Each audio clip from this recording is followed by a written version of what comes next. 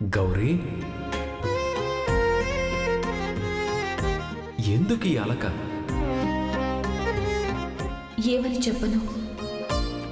నా తండ్రి దక్షుడు వద్దని వారించినా వరించి వివాహం చేసుకున్నాను.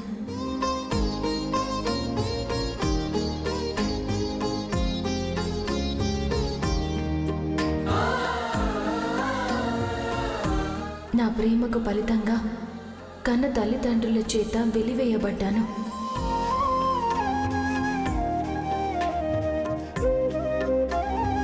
మీరు కలలు కన్న కోడలు నాను కాకపోవచ్చేమో కానీ మీ కోడలుగా మాత్రం మీరు తలదించుకునే పని మాత్రం చెయ్యను.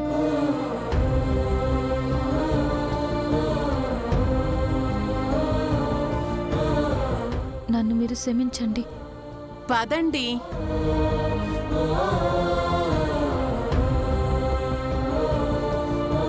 మీరు నాకు వరసకి అమ్మ.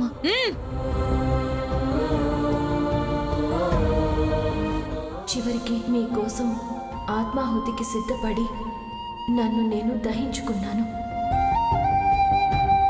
ఈ అడ్మిషన్ లెటర్ లేకపోతే కాలేజ్లో అడ్మిషన్ చేసుకుంటారా? అమ్మగారు ఏం చెయ్యొద్దు. అమ్మా అమ్మా శ్రీలక్ష్మి, ఇదేనమ్మా నువ్వు కోరుకున్న కళాశాల.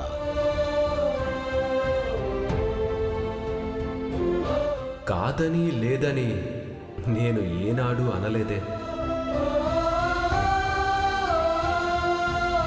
నేను తిరిగి పార్వతిగా జన్మించి మిమ్మల్ని వరించి పడరాని పాటలు పడ్డాను స్వామి. నువ్వు అడుక్కు తెచ్చిన పాలతో మాకు టీ పెట్టిస్తావా? ఏం కూసావే?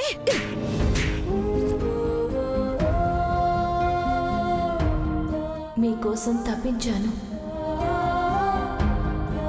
ఆకులు అలములు భుజించి అపర్ణనయ్యాను. కుబేరుడు మీ మిత్రుడైనా నవనిధులకి మీరే నాదులైనా ఏనాడు ఏది ఆశించకుండా ఏ భోగభాగ్యాలకు నోచుకోకుండా ఈ మంచు కొండల్లో తలదాచుకుంటూ నీ భర్త బిచ్చగాడు, శ్మశానవాసి, అమంగళం అని ఎందరో నిందిస్తున్నా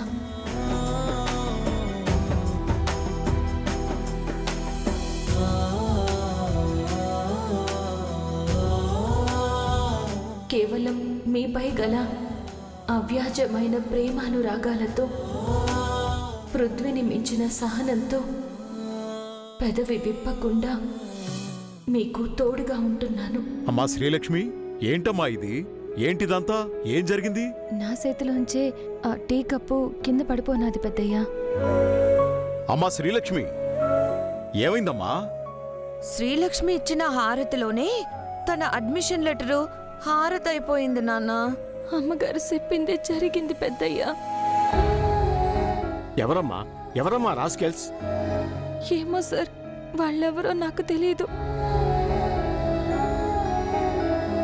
నా ప్రేమను, నిష్కళమైన నా మనసును మీరు ఏనాడు గుర్తించింది లేదు.